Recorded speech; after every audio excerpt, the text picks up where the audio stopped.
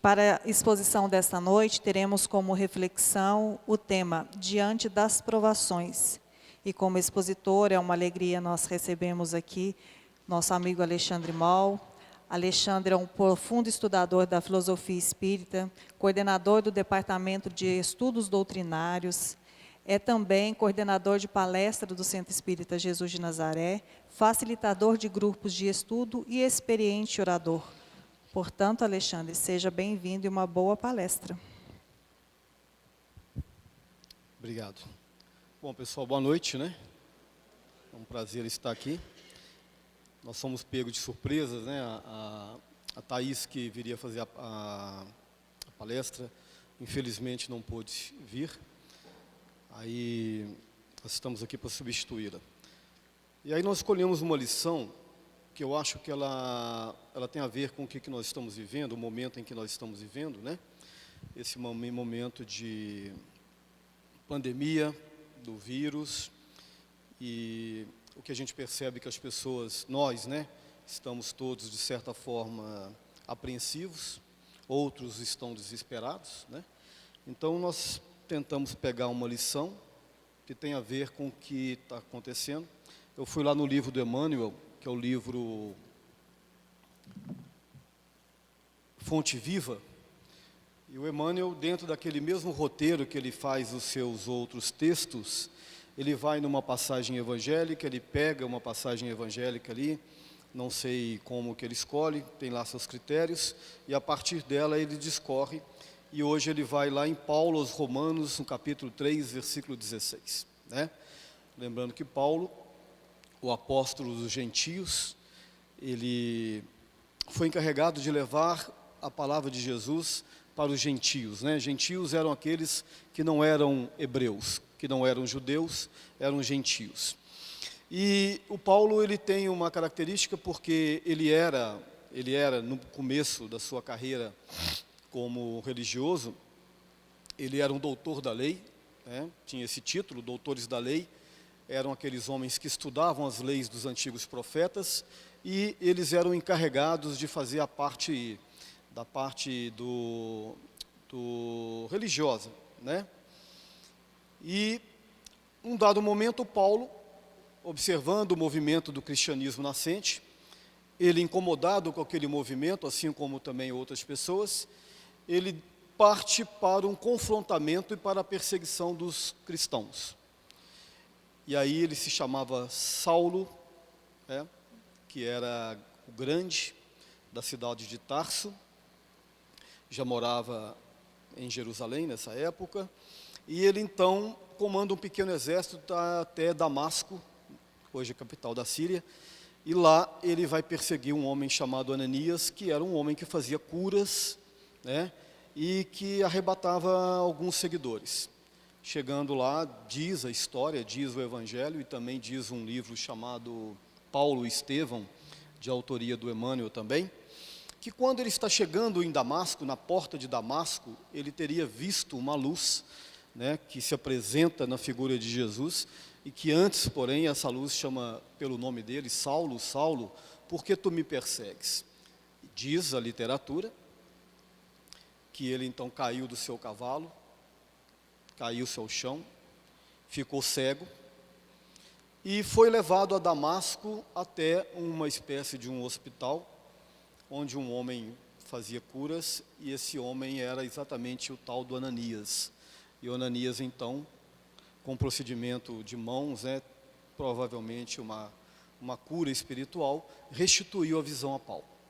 E Paulo, então, é revelado da verdade cristã, porque para ele entendia como a verdade cristã fosse um afrontamento ao judaísmo, e na verdade não era, né? O cristianismo nada mais é do que uma contextualização do judaísmo, até mesmo Jesus diz isso, né? Eu não vim destruir a lei dos antigos profetas, eu vim fazer cumpri-la. Porque assim como aconteceu com o cristianismo, o judaísmo também distanciou-se da sua essência. E coube a Paulo ser um dos reveladores do cristianismo, complementando e dilatando o pensamento do judaísmo. Paulo então vai até Jerusalém, tenta convencer o pessoal lá da verdade, eles não aceitam, e o Paulo, a partir daí então, ele sai para o mundo e começa a levar a palavra do Cristo para as comunidades, né, dos gentios. Aí ele vai, né, na Tessalônia, e vai aos Filipenses, ele vai em Atenas, capital da Grécia, ele vai em Roma, né, e ele vai por muitos lugares, fundando os primeiros núcleos do cristianismo. E aí, quando ele chegou em Roma, pouco tempo que ele chegou lá e foi preso, condenado e tal, ficou preso, adoeceu-se. E aí, dentro da cadeia, ele começa a escrever as famosas cartas de Paulo. Dali ele escrevia e mandava para aquelas comunidades que ele tinha passado e tinha fundado os primeiros núcleos cristãos. Por isso que é tão conhecido as chamadas cartas de Paulo, né? E os católicos, os evangélicos, nós também espíritas, né, temos essas mensagens como um referencial, né, de difusão e de dilatação do pensamento de Jesus. E aí, então, nesse dia lá, o Paulo diz assim aos romanos: em seus caminhos haverão destruição e miséria.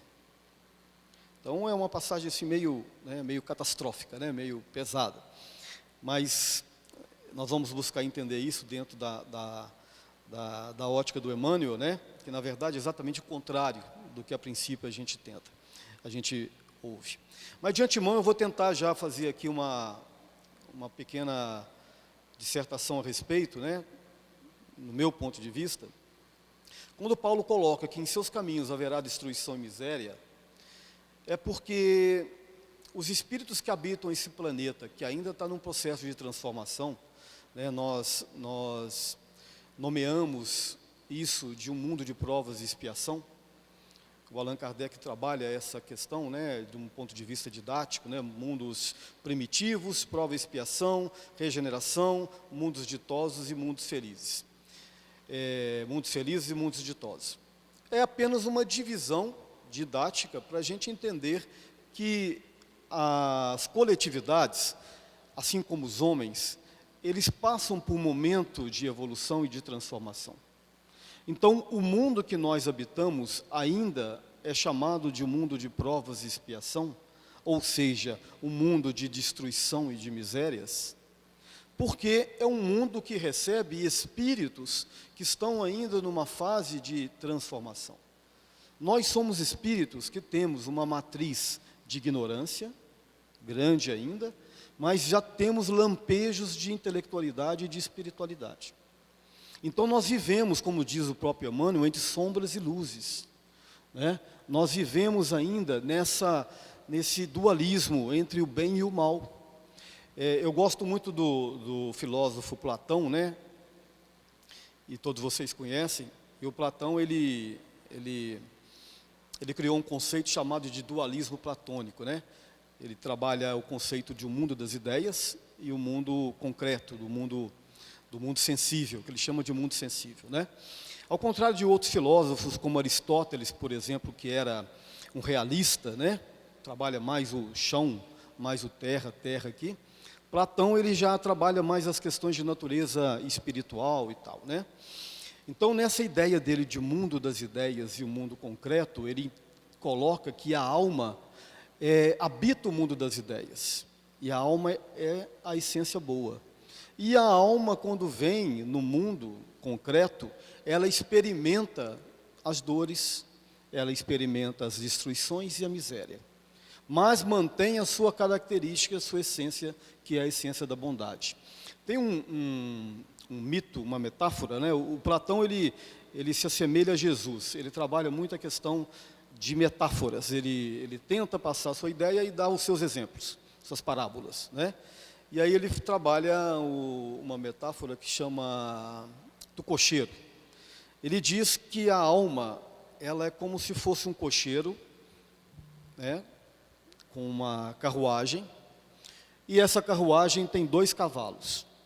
Um cavalo muito bom, um cavalo domado, um cavalo inteligente, né, um cavalo obediente. E o outro cavalo é um cavalo forte, né, mas é um cavalo arisco, indomado, de muito impulso.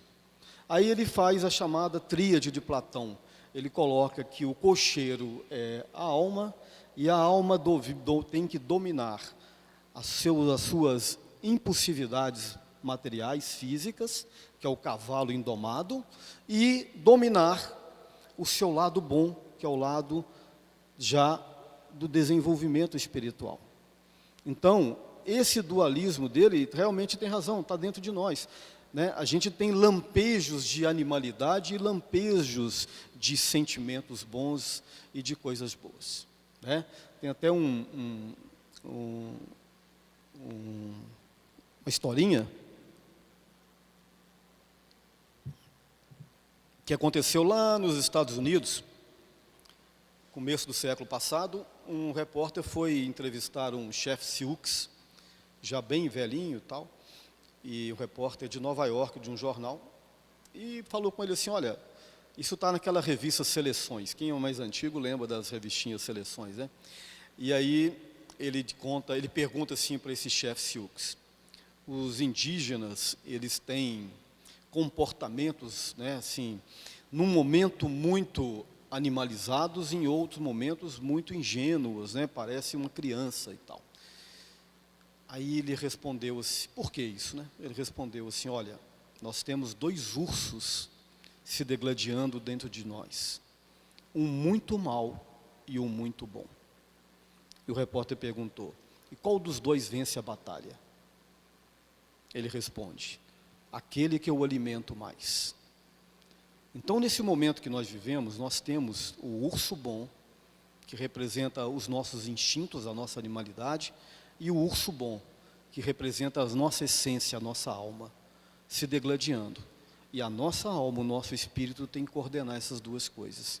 Então, nesse momento da nossa evolução, nós vivemos no mundo de provas e expiação, onde nós experimentamos coisas boas, momentos de felicidades, momentos de prazeres, mas experimentamos também destruição e miséria. Faz parte do nosso roteiro de evolução. Nosso corpo físico vai ser destruído, queiram ou não queiram. A morte é uma das certezas que nós temos. E não é só nesse aspecto, tem no aspecto moral também, é onde a gente vai trabalhar isso aqui hoje.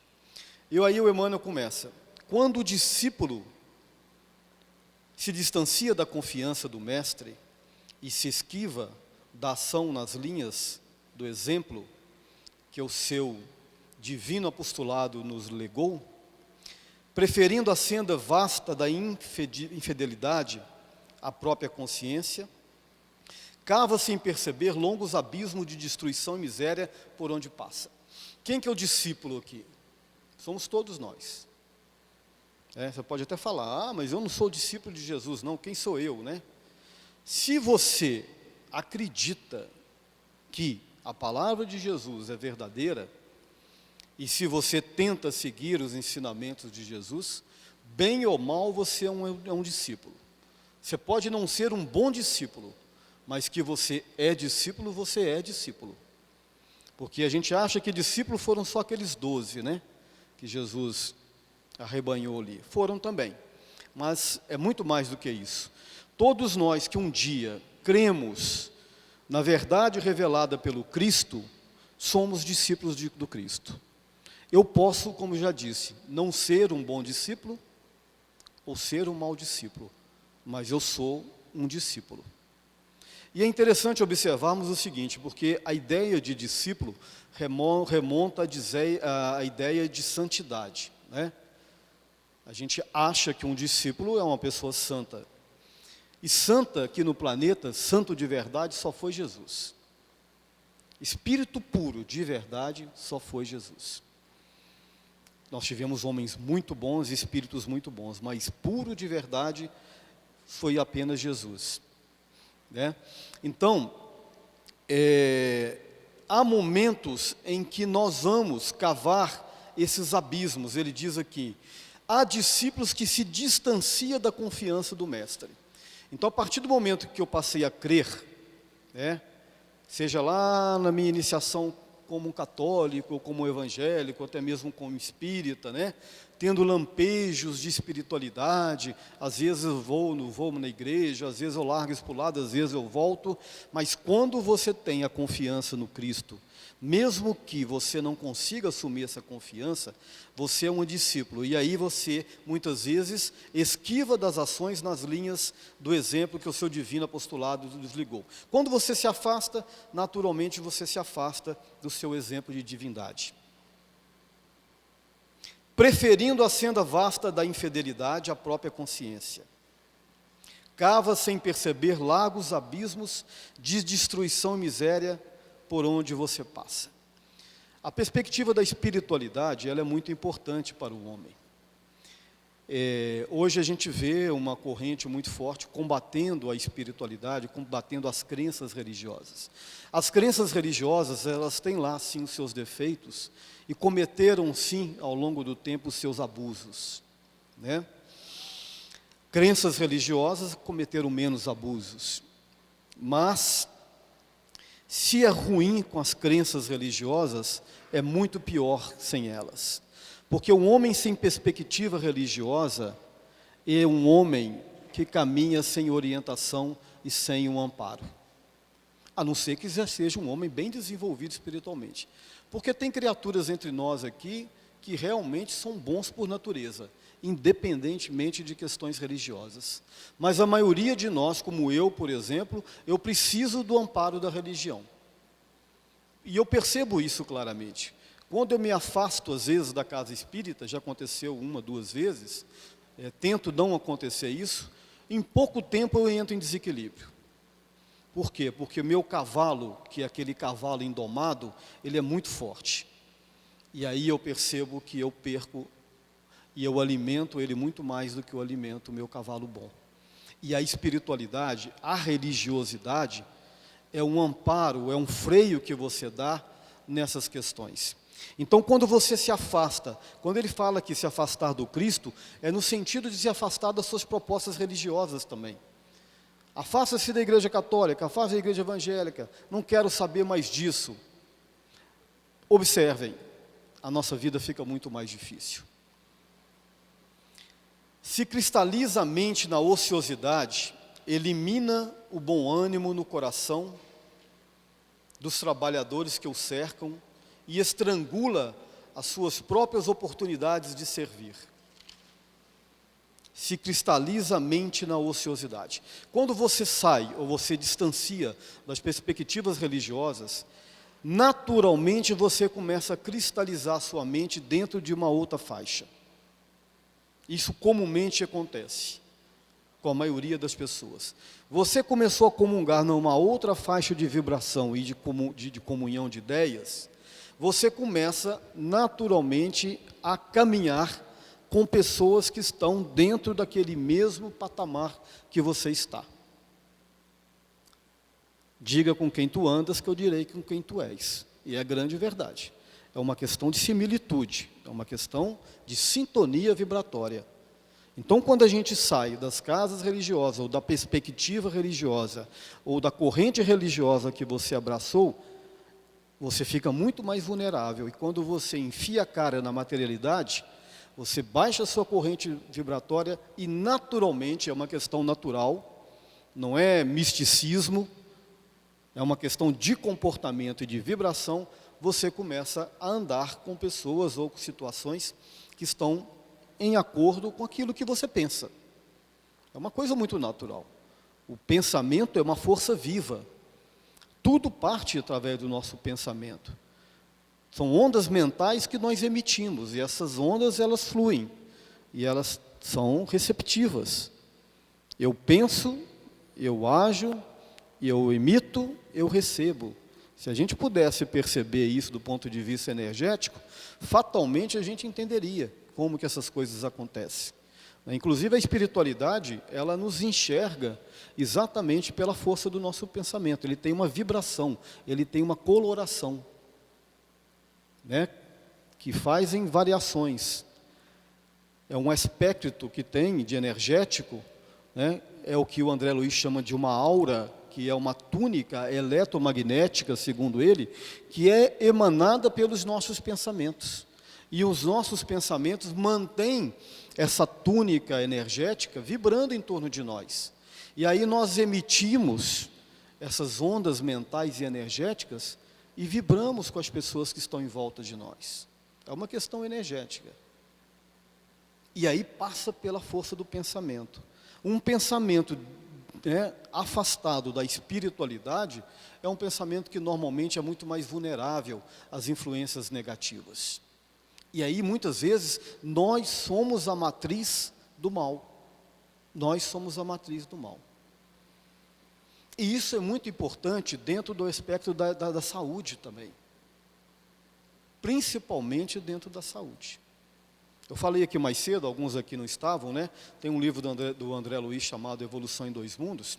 No capítulo 19, André Luiz trata sobre as doenças. Ele fala sobre as chamadas predisposições mórbidas. São doenças que nós chamamos de congênitas, né, ou hereditárias, que na verdade tem um lastro muito mais espiritual do que genético. E o André Luiz diz nesse capítulo uma frase muito interessante, que ele afirma que, excetuando as doenças que vêm por meio externo, por falta de higiene ou coisas dessa natureza, todas as origens das patologias humanas têm origem no campo da alma, do espírito. Somos como praças desguarnecidas, abertas às invasões microbianas e bacterianas. Vamos entender isso. Ele diz, acredito que ele saiba o que esteja falando, que o nosso pensamento, ele nutre, ele faz uma nutrição espiritual no corpo espiritual e no corpo físico. As nossas defesas imunológicas, elas não são só de natureza física, elas são também de natureza espiritual. E muitas das doenças que nós adquirimos, segundo ele, têm a origem no campo da mente, da alma. São como praças desguarnecidas, abertas às invasões. Uma praça que não tem vigilância. Os ladrões roubam, fazem o que querem. Os ladrões aí são os vírus, são as bactérias. Então, trazendo isso para o campo atual dessa pandemia que nós estamos vivendo, né? Mais tarde nós vamos trabalhar isso de melhor maneira, mas é importante a gente pensar nisso. Nesse momento onde existe uma tendência de histeria, é importante nós mantenhamos a mente em equilíbrio, a mente em harmonia e o otimismo acima de tudo. Aconteça o que acontecer, a mente tem que estar em equilíbrio, porque se você desequilibrar, a tendência é piorar.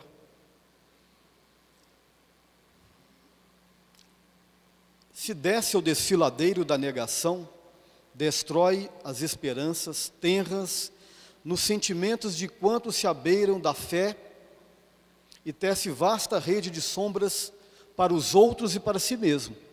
Olha que interessante. Se você desce ao desequilíbrio da negação, destrói as esperanças tenras nos sentimentos de quantos se abeiram da fé e tece essa rede de sombras para os outros e para si mesmo. Então, olha como é que isso é tão forte, né? A gente vai chegar nas nossas casas agora, a gente tem os familiares. Se a gente chega ali com aquela vibração negativa, com aquele pessimismo generalizado, igual está acontecendo com muitas pessoas, nós vamos contaminar todos que estão ao nosso lado. E vamos tecer essa rede de sombras para os outros e para nós mesmos. A gente joga uma rede de teias negativas, de ondas negativas, para aqueles que estão ao nosso lado e naturalmente para nós mesmos. Então olha como é que isso é tão impactante e tão importante. Agora você imagina nesse momento que a gente está vivendo essa crise, né? A gente está ali no WhatsApp compartilhando, né, teorias e mais teorias, vídeos catastróficos. Realmente a situação é preocupante. Todo mundo sabe que é. Mas não adianta ficar compartilhando, incentivando as questões de natureza catastróficas, porque isso só vai piorar o quadro. Só vai piorar o quadro. Se transfere a alma para a residência escura dos vícios, sufoca as inquietudes nascentes dos companheiros de jornada e adquire débitos pesados para o futuro. Ainda tem esse detalhe, hein? Além da gente adoecer as pessoas que estão do nosso lado, os nossos filhos, companheiros, companheiras, seja lá o que for, aqueles que caminham ao nosso lado, se nós adoecemos essas pessoas, se nós influenciamos essas pessoas negativamente, nós temos uma cota de responsabilidade daquilo que nós estamos fazendo. E essa cota de responsabilidade, muitas vezes, são débitos que nós vamos adquirir, débitos pesados para o futuro, dependendo, naturalmente, do que a gente fizer, né, da gravidade da coisa. Se asila o desespero,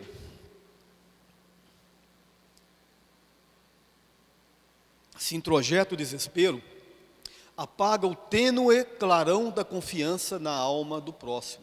Então, se o outro está lutando, né, para poder ficar bem, e você chega com falas, pensamentos e atitudes negativas, você vai apagar aquele tênue clarão que o outro adquiriu na sua confiança. E chora inutilmente sob a tormenta de lágrimas destrutivas. Se busca refrigério na casa fora da tristeza, asfixia o otimismo naqueles que o acompanham e perde a riqueza do tempo em lamentações improfícuas. Perde a riqueza do tempo em lamentações improfícuas. Segundo diz a espiritualidade, segundo diz até o próprio Emmanuel, ou é o André Luiz, agora eu estou na dúvida, uma das maiores frustrações do espírito desencarnado é quando ele olha para trás e percebe o tamanho do tempo que ele perdeu, com coisas que não acrescentaram absolutamente nada na sua vida, na sua evolução. Então o tempo dessa encarnação, ela não vai voltar mais. Essa encarnação, nesse modelo que nós temos, a gente compreende que a alma é imortal, a gente acredita na reencarnação, na justiça divina, a morte é uma passagem do espírito para outro plano, tudo isso a gente sabe e a gente acredita. Mas esse modelo de encarnação, neste corpo, nesse modelo familiar, nesse contexto social que nós estamos vivendo, nunca mais nós vamos ter. Nunca mais. Nós podemos ter semelhantes, podemos encontrar e vamos encontrar amigos e inimigos em outras situações, afetos e desafetos, mas dentro desse modelo reencarnatório que estamos aqui, nunca mais nós vamos ter. Nunca mais. Com esse nome, com esse aspecto físico, com essa relação social, com essa relação familiar. Por que eu estou dizendo isso? Porque a gente tem que valorizar o tempo que nós temos. Nós temos que valorizar o corpo que nós temos. Para a gente chegar aqui encarnado hoje, do jeito que nós estamos, aconteceram coisas absurdas, ajustes absurdos, auxílios absurdos da espiritualidade. Passamos um tempo longo no mundo espiritual, fizemos um projeto reencarnatório, tivemos um projeto reencarnatório complexo, para que a gente pudesse vir aqui. Então é preciso valorizar o que nós temos. Vamos vibrar para a nossa amiga, gente.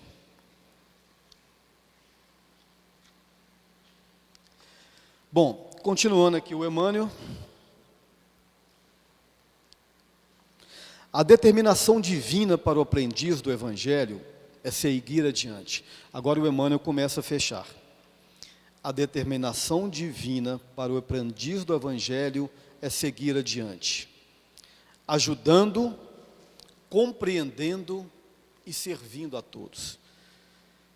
Vou repetir. A determinação divina para o aprendiz do Evangelho é seguir adiante, ajudando sempre quando for possível, compreendendo as situações das nossas vidas, inclusive as tribulações. Esse momento que a gente está vivendo tem que ser entendido dentro dessa perspectiva de aprendizado, né? Por que está acontecendo isso nesse momento com a humanidade? Por que isso está nos atingindo? Quais as reflexões que a gente pode fazer sobre esse quadro? Quais as mudanças que a gente possa colocar para a nossa melhoria de vida, tanto do aspecto individual quanto coletivo? Então, esses acontecimentos aparentemente trágicos são as oportunidades que nós temos de compreender e, se possível, seguir a todos. Estacionar é mobilizar os outros e congelar-se. O estacionar aqui é nesse sentido, de quando eu venho com essa encarnação, com todas essas características, com essas propostas que Deus nos concedeu, esse divino e abençoado processo reencarnatório, né? E aí eu simplesmente estaciono, eu simplesmente coloco aquilo de lado, vou viver a vida que eu acho que tem que ser vivida, dentro do aspecto material, que também é importante, mas dando muito mais valor a essas questões do que aquilo que verdadeiramente interessa, que são as nossas relações, né? O que faz com que nós caminhemos é melhorar o trato das relações que nós temos. E isso é indiscutível. E isso está muito claro para nós em vários pontos. Estacionar, então, é congelar-se. Revoltar-se é chicotear os irmãos e ferir-se. Então, a revolta diante das situações trágicas da vida, num primeiro momento elas são aceitáveis, né? Principalmente quando a gente perde um ente querido. Uma das fases é a negação e depois é a revolta, né? Isso é muito natural, mas é importante entender que um momento isso tem que acabar, porque a revolta, naturalmente, como diz o Emmanuel, é chicotear os irmãos e ferir a si mesmo, porque a revolta, ela é um ato de rebeldia a Deus, né? É você negar toda a bondade divina, toda a bondade que Ele deu a você. Fugir ao bem é desorientar os semelhantes e aniquilar-se. Fugir ao bem é desorientar os semelhantes e aniquilar-se. E todo mundo aqui sabe o que é o bem. Todo mundo sabe. Basta consultar a nossa consciência, né? A gente não consegue negar e esconder a nossa consciência. Desventurados aqueles que não seguem o mestre, que o encontram, porque conhecer Jesus em espírito e viver longe dele será espalhar a destruição em torno de nossos passos e conservar a miséria dentro de nós mesmos. É importante dizer aqui nessa última fala, né, que o Emmanuel ele tem uma característica muito religiosa, né, porque ele foi um espírito que teve muitas provações e muitas situações ligadas à religiosidade. E isso foi muito intenso na vida dele. E ele é o grande contribuidor, né, é o espírito que mais contribui para que o espiritismo aceitasse ou encaixasse as suas teorias à teoria cristã. Quando a gente diz que o espiritismo é o evangelho redivivo, o espírito que mais contribuiu nesse sentido foi o Emmanuel. Não só ele, né, vários. Começa com Allan Kardec. Mas o Emmanuel ele tem uma colaboração nesse sentido para a obra espírita impressionante, porque ele entende que o evangelho ele casa perfeitamente com o espiritismo. Mas aqui ele não está falando aquele evangelho que foi ritualizado, que foi dogmatizado pelas religiões. Ele está falando do evangelho na sua essência. Então, quando a gente diz que o espiritismo é o evangelho redivivo, é porque o Emmanuel tenta reviver o evangelho dentro dos conceitos espíritas. Então, quem está chegando pode olhar para isso aqui e pensar, o espiritismo, ele parece com o catolicismo, com os evangélicos, na questão do entendimento de Jesus. Numa certa medida, sim. Mas na outra medida, que é na medida que mais importa, o espiritismo, ele aceita Jesus, digamos assim, dentro da essência da religiosidade plena do cristianismo. Ele encaixa perfeitamente ao modelo e na essência daquilo que o espiritismo propõe a nós. A base moral do espiritismo está totalmente assentada nos ensinamentos do Evangelho do Cristo. Porque o Evangelho do Cristo, ele não é um evangelho que veio apenas através de uma religião. Ele é a mensagem dos anjos, do qual Jesus foi o portador. E o Espiritismo simplesmente abre as portas para o Evangelho. E a proposta da doutrina é exatamente tentar fazer com que essa proposta chegue conosco. E neste momento em que nós passamos por um momento de vacilações e de tribulações, é onde a gente mais se fortalece nessa questão. Porque a gente fala muito de fé aqui na Casa Espírita. O Allan Kardec fala muito de fé, da fé raciocinada. Para crer não basta ver, é preciso também compreender, mas compreender e sentir que a fé do Cristo é aquela fé que se sente, a fé do Espiritismo é aquela fé que se crê. E é o momento da gente provar essa fé agora. O que adianta ter fé se no momento em que a gente é chamado à aprovação a gente não consegue colocar isso em prática? Então, nesse momento de tribulação em que a humanidade passa, que a nossa comunidade passa e que muitas vezes nós também estamos passando, é o momento de provar. Porque provar a fé, quando a vida está sorrindo benevolentemente, quando estamos na zona do conforto, é tudo muito fácil. Aí eu sou um homem de fé. Mas provar a fé no momento da dor é o grande desafio. E esse é o nosso grande desafio nesse momento. Por isso é o momento de reflexão e é um momento de gerar pensamentos positivos e otimismos. Imaginem vocês, agora nós vamos sair aqui, vamos voltar para as nossas casas, as TVs estão passando o tempo todo, as mensagens, que tem sim um cunho de comunicação importante, mas tem também, infelizmente, uma disseminação da histeria muito grande também. E cabe a nós, que temos já uma capacidade de entendimento disso, fazer a nossa parte dentro desse movimento, dentro desse acontecimento. Eu vou ler para vocês, encerrando, uma mensagem que eu recebi aqui mais cedo, e a gente tem recebido mensagens de todo sentido, mas chegam coisas boas também. E essa pessoa disse assim: vivemos momentos inquietantes de grandes incertezas. Devemos nos precaver e seguir todas as orientações dos especialistas de saúde para a proliferação do coronavírus. Em contrapartida, percebe-se um movimento negativista exagerado, engendrados por pessoas incautas e outras de má fé. A disseminação de mensagens catastróficas geram histerias e, consequentemente, imensos danos ao emocional das pessoas e das suas vidas. Danos estes maiores do que, às vezes, o próprio vírus.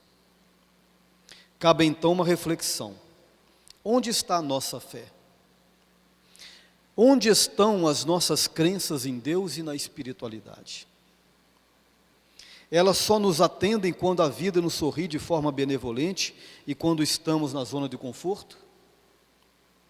Lembremos da passagem evangélica quando Jesus pergunta: ó homens de pouca fé, até quando estarei convosco? Façamos, pois, a nossa parte, mas confiemos que, acima de tudo e de todos, existe um Deus justo, misericordioso e benevolente, que sempre estará no comando. Não sejamos, pois, agentes do caos, mas sim instrumentos do amor e do bem. Então, com essa mensagem eu encerro para vocês e desejo uma boa noite e desejo também que a gente mantenha bastante equilíbrio, diante dessa situação, e em breve a casa voltará às suas atividades normais, com certeza. Como disse Santa Teresinha, tudo passa. Isso vai passar também. Obrigado, boa noite.